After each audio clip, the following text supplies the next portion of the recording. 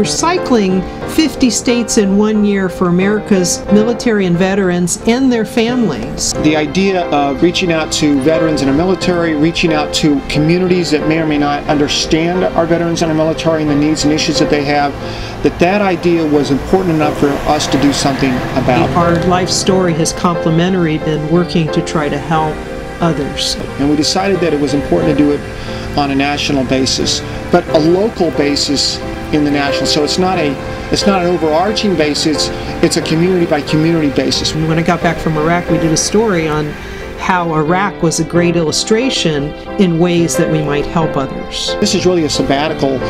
I was going to say primarily for you, but in some ways this is a sabbatical for me as well. So it's really an opportunity for us to continue to learn.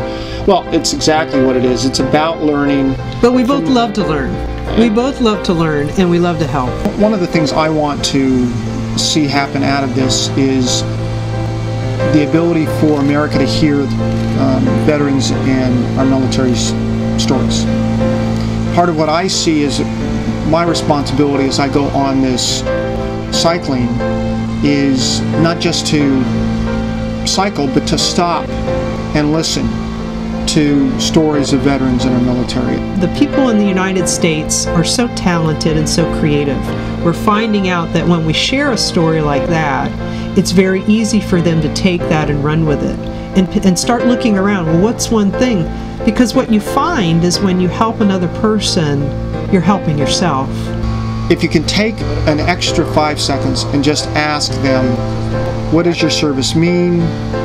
What's the most important thing that you've ever done? Something that would be meaningful. And now with this war, especially in the last couple months, it's become quite clear that our military, while they are highly resilient, are not perfect. When we look back on whether it's a month later or whether it's a year later after we've gone through a community and we begin to see that community begin to make the changes that are necessary for it to realize the potential in the veterans and the military that may be living there.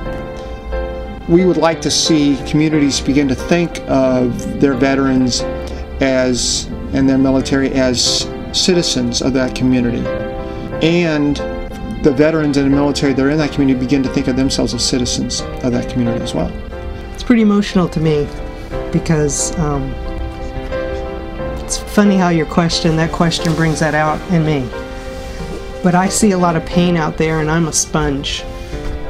And I've seen families who've lost loved ones, and we lost people in our organization there.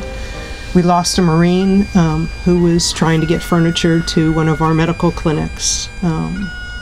I met someone who was in Khobar Towers when it was blown up, and I later worked on the anti-terrorism staff during and before and after 9/11 and was in the Pentagon and lost friends in the Pentagon.